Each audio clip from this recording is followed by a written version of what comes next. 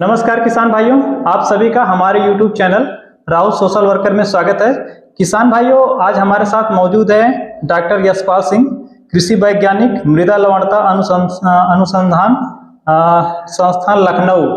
Doctor साहब, थोड़ा अपने किसान भाइयों को आज बताइएगा कि ऊसर मिट्टी में कैसे हम लोग फसलें उगाएं और कैसे उसका उपयोग करें और उसमें कैसे अधिक से अधिक उपज प्राप्त करें। धन्यवाद। किसान भाइयों, हमारा संस्थान, जैसा कि अभी आपने बताया, हमारा संस्थान विशेष रूप से ऊसर ज़मीन को उत्पादन बढ़ाने और उसकी उत्पादकता को कैसे बढ़ाया जाए, कैसे उसका सही उपयोग किया जाए ताकि अधिक से अधिक किसान इसका ज़मीन में पैदावार, अच्छी पैदावार ले सकें। किसान भाइयों, हमारे अकेले उत्तर प्रदेश में लगभग 13 लाख हेक्टेयर ज़मीन ऐसी है जो ऊसर से प्रभावित है। कुछ ज़मीनें उसमें से हम सुधार भी चुके हैं। हमारी प्रदेश सरकार ने लगभग उसमें से 8 लाख हेक्टेयर ज़मीन को सुधारा जा चुका है। लेकिन जो ज़मीन अब हमारे पास दो तरह की ज़मीन है, 13 लाख में से 8 लाख हेक्टेयर को हम कह रहे हैं कि हमने सुधार दिया है और 5 लाख हेक्टेयर ज़मीन ऐसी है हमारी जो अभी भी ऊसर पड़ी हुई है। तो जो ज़मीन हमने सुधार दी है उसमें भी अभी किसान भाइयों को पूरी पैदावार नहीं मिल रही है, और जो नहीं सुधरी है वो तो उसको तो अभी हमें सुधारना है, सुधार करके उसको पैदावार के, कृषि के योग्य बनाना है। ये दो तरह की ज़मीन हमारे सामने, दो तरह के चैलेंज हैं। जो ज़मीन मैं बात करूँगा कि जो ज़मीन हमने सुधार दी है उस ज़मीन में हम पैदावार पूरी तरह से क्यों नहीं ले पा रहे, उसका कारण क्या है? इसके लिए इसका मुख्य कारण ये है कि किसानों को अभी भी, जो किसान उसमें फसलें लगाते हैं वो लवण सहनशील किस्में नहीं वो लगा पा रहे हैं, और उनकी भी मजबूरी है कि उनको लवण सहनशील किस्में की पर्याप्त उनके बीज नहीं उपलब्ध हो पा रहे हैं। तो हम तो क्या करते हैं कि वो ठीक है, उनको वो जो बाजार में जो बीज मिल रहे हैं, जो बाजार में किस्में उनको मिल जाती हैं, वो उसी को अपने खेत में लगा देते हैं। तो उनकी पैदावार इसलिए भी कम पैदावार आती है। हमारे संस्थान से धान की 8 किस्में, गेहूं की 3 किस्में और सरसों की 2 किस्में और मसूर की 2 किस्में इस तरह से हमारे संस्थान से निकाली हैं, जो कि ऊसर जमीनों में ही, विशेषकर ऊसर जमीनों के लिए बनाई गई हैं। तो उन बीजों को अगर किसान भाई उन बीजों को लगाएं तो मैं समझता हूं कि उनको अधिक से अधिक पैदावार, जो पैदावार वो धान की ले रहे हैं या गेहूं की ले रहे हैं, उससे निश्चित रूप से उनकी पैदावार में बढ़ोतरी होगी। तो ये ऊसर जमीन का जो इस तरह से किस्मों की बात हुई। उसी तरह से ऊसर जमीन में के जो कृषि क्रियाएं हैं, जो किसान भाई हमारे खेत की तैयारी करते हैं, बिजाई करते हैं और पानी लगाते हैं, उन सब कृषि क्रियाएं सामान्य जमीनों से ऊसर जमीन की भिन्न होती हैं। जैसे अब अगला सीजन अब जो आने वाला है वो खरीफ का सीजन आने वाला है, तो हम किसान भाइयों से कहेंगे कि अगर आपकी जमीन ऊसरीली है तो ऊसरी जमीन में एक तो आप जब धान लगा रहे हैं तो धान लगाने से पहले इन जमीनों में जो कार्बनिक पदार्थ जिसको कहते हैं कार्बन, ऑर्गेनिक कार्बन जो हम बोलते हैं, वो बहुत कम होता है। तो मैं किसान भाइयों से कहूंगा कि अब जैसे ही उनका गेहूं की फसल कटती है तो आप उसमें ढैंचा की फसल उसमें बोएं, और ढैंचा की फसल बो करके 40 दिन की फसल जब ढैंचा की हो जाए तो आप उसको उसी खेत में उसको जोत दें। उससे 2 फायदे होते हैं। एक तो यह है कि ढैंचा अपने आप में लगभग 60 किलो से लेकर के और 80 किलो तक नाइट्रोजन खेत में छोड़ देता है। एक तो ये फायदा है। दूसरा, उसमें जो जमीन में जो ऑर्गेनिक मैटर की कमी थी, जो कार्बनिक पदार्थ की कमी थी, वो कार्बनिक पदार्थ की मात्रा उसमें बढ़ती है। तो ये, और किसान को अब आगे जब ये 60 किलोग्राम नाइट्रोजन हमको हरी खाद या ढैंचा से मिल जाती है, तो जो हमें अगले खेत में अपने पूरे धान की फसल में हम 120 किलोग्राम नाइट्रोजन की बात करते हैं, तो आधी नाइट्रोजन की तो मात्रा उसकी पहले ही बच गई। अब उसको 120 लगाने की जरूरत नहीं है, बल्कि वो केवल 60 किलो नाइट्रोजन लगा करके ही उतनी पैदावार ले लेगा जितनी कि वो 120 किलोग्राम नाइट्रोजन लगा करके बिना ढैंचा बोए खेत में लेता था। तो उसका खर्चा जो 60 किलो नाइट्रोजन के लिए, 60 किलो नाइट्रोजन के लिए उसे कम से कम 1.5 कुंटल से लेकर 2 कुंटल, मतलब 4 बोरी, 3 से 4 बोरी उसको यूरिया की बचत हो गई केवल उसको ढैंचा लगाने से। तो किसान भाइयों में जो ऊसरीली जमीन आपकी है, मैं आपको ये कहना चाहूंगा कि आप उसमें हरी खाद के लिए ढैंचा का प्रयोग करें। और एक बात तो यह है उसका प्रबंधन की प्रकार प्रबंधन का तरीका एक तो ये है।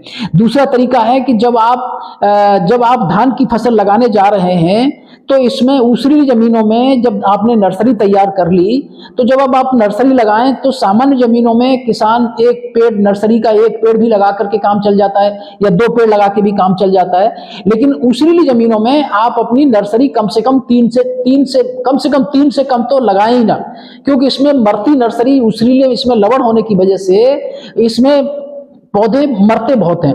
तो इसलिए वहां पर आपको ये प्रबंधन का, ये भी एक प्रबंधन का हिस्सा है कि आपको धान की, मान लीजिए आपने केवल एक ही पेड़ लगाया, एक ही नर्सरी लगाई और वो भी मर गई, तो आपका कैसे फिर, तो पौधे जो है, जो होने चाहिए, जितने पौधे होने चाहिए 1 एकड़ में या 1 बीघा में, उतने पौधे से कम रह गए तो आपकी पैदावार अपने आप घट जाएगी। तो ये नर्सरी का प्रबंधन एक अपने आप में ये है, बहुत जरूरी है ऊसर जमीनों के लिए। दूसरी बात है कि जब आपने नर्सरी लगा भी दी तो उसके बाद जो आपको जो पानी की मात्रा जो उसमें देनी है, ये पानी जो है सामान्य भूमियों की अपेक्षा ऊसरीली जमीनों में पानी लंबे समय तक खड़ा रहता है। तो इतना पानी न दें जितना कि दिमाग में किसानों के में रहता है कि हर समय धान के खेत में पानी भरा रहे। ऐसा कोई कंसेप्ट नहीं है कि हर समय पूरे 24 घंटे और पूरे जितने दिन रहता है धान, 140 दिन 135 दिन पूरे टाइम उसमें पानी भरा रहे। तो पानी की भी बचत आप कर सकते हैं। बस इतना ध्यान रखना है कि खेत में जो दरार फटती हैं, वो थ्रेड जिसको दरार बोलते हैं, क्रैक जिसको बोलते हैं, वो क्रैक न डेवलप हो पाए आपके। उतने जब क्रैक, नमी जब लगे आपको कि अब हमारी नमी खेत में कम हो रही है, तभी आप उसमें पानी दें। तो पानी की बचत भी आप इस तरीके से आप कर सकते हैं। तो ये कुछ ऐसी क्रियाएं हैं जो ऊसर जमीनों में सामान्य जमीन की अपेक्षा किसानों को अलग से करनी है। इसी तरह से अब बात आती है कि उसका गेहूं की खेत में, गेहूं में बात आती है। आपने देखा होगा कि सामान्य जमीनों में जब हम गेहूं बीजते हैं और उसके बाद जब हम पहला पानी लगाने की सिफारिश करते हैं, तो उसमें हम कहते हैं कि 20 से 25 दिन पे पहला पानी लग जाना चाहिए। लेकिन जब वो 20 पहले ऊसर भूमि में अगर आपने 20 दिन पे पानी लगा दिया तो आपका पूरा गेहूं, पहली बार में पूरा गेहूं एकदम पीला पड़ जाएगा। तो इसलिए इसमें हम सिफारिश करते हैं किसान भाइयों कि आप इसमें कम से कम पहला पानी 30 दिन पर लगाएं। तो वो आपको उतना, जब पीला पड़ गया तो उतना उसको शौक लग गया, तो आपकी आगे जो उसमें बढ़वार होती है, जो उसमें टिलर निकलते हैं, वो ब्याज जिसको बोलते हैं, वो भी कम होता है। तो ये ऊसर जमीन की जो टोटली टेक्नोलॉजी, जो तकनीकी है प्रबंधन की, वो सामान्य भूमियों से अलग है। तो इस तरह से करके अपनी किसान भाई अगर इन चीजों को थोड़ा ध्यान में रखें, कुछ चीजों को, तो अपनी जमीन को आप अधिक से अधिक उत्पादन ले सकते हैं। अब हमारे संस्थान ने देखिए दलहन के बारे में कभी कोई सोच भी नहीं सकता था कि ऊसर जमीनों में दलहन की फसल भी हो सकती है। लेकिन अभी हमारे इसी कृषि विज्ञान केंद्र पर जहां हम लोग आज आए हैं, कृषि विज्ञान केंद्र पर किसान अपने आप बोल रहे हैं कि दलहन हमने मसूर की फसल, जो आपने वैरायटी दी थी, हमने वो मसूर लगाया और उस मसूर की पैदावार हमारी बहुत अच्छी आई है और बहुत अच्छी वैरायटी ऊसर में चल रही है। तो एक बहुत बड़ा अचीवमेंट है कि ऊसर जमीन में कभी कोई दलहन फसल लगाने की बात ही नहीं करता था और न कोई सोचता था। तो ये किसानों के लिए कम से कम सस्ती तकनीकी है। गेहूं के मुकाबले में आप मसूर की पैदावार भले ही कम होगी, लेकिन उसका मार्केट रेट देखिए दुगना तिगना है गेहूं के मुकाबले में। तो उसको किसान को कम लागत में, और मसूर में कोई खाद भी ज्यादा देने की जरूरत नहीं पड़ती, ज्यादा पानी की जरूरत भी नहीं पड़ती, एक पानी लग गया तो ठीक है, उसी में मसूर अपना हो जाती है। तो ऐसी फसलों का किसान चुनाव करें। किसान अपना ऊसर जमीनों में अपने आप को थोड़ा सा उनका जो फसल चक्र है उसको थोड़ा बदलें। तिलहन की फसल है, हमारी सरसों की किस्में हैं, हमारी ऊसर जमीन में हमारे पास ऐसी किस्में हैं जिनको किसान भाई अगर लगाएं तो वो बहुत अच्छी पैदावार देती हैं। बजाय सामान्य किस्मों को आप लगा करके, सरसों की सामान्य किस्म जो बाजार में मिल रही हैं, उनको आप लगा दें ऊसर जमीन में तो उतनी पैदावार नहीं देगी जितनी कि हमारी जो साल्ट टॉलरेंट वैरायटी, जिनको लवण सहनशील किस्में कहते हैं, उनको लगाएं तो आपको उनकी पैदावार, अच्छी पैदावार मिलेगी किसानों को। तो ये सब चीजें हैं कि ऊसर जमीन में किसान इन चीजों को अगर ध्यान रखे तो अपनी पैदावार भी बढ़ा सकता है।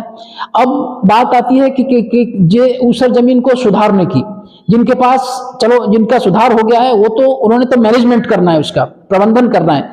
लेकिन सुधारने के लिए भी किसान भाइयों को उसकी तकनीकी अलग है, पूरा उसमें जिप्सम, आजकल किसान भाई जिप्सम की समस्या हमारे पास आते हैं, कहते हैं सर हमको जिप्सम नहीं मिल रहा है। तो हम जिप्सम की भी समस्या आ रही है कि वो अपनी जमीन में जिप्सम डाल करके ही हम इसको सुधारते हैं। तो उसके लिए हम प्रदेश सरकार से हम लोग बात करते हैं कि भाई अलग अलग प्लेटफॉर्म पर बात होती है कि इनको जिप्सम किसानों को उपलब्ध कराया जाए, और प्रदेश सरकार इस पे काम कर रही है कि आगे आने वाले समय में किसानों को जिप्सम पर्याप्त मात्रा में मिले। अगर जिप्सम मिल जाता है तो उस जमीन को भी किसान आसानी से अपना सुधार सकता है। धन्यवाद। बहुत बहुत धन्यवाद डॉक्टर साहब, बहुत अच्छी जानकारी आपने अपने किसान भाइयों तक पहुंचाया। आशा करते हैं कि हमारे किसान भाई इस वीडियो के माध्यम से काफ़ी कुछ सीखेंगे। तो फिर से धन्यवाद डॉक्टर साहब। धन्यवाद।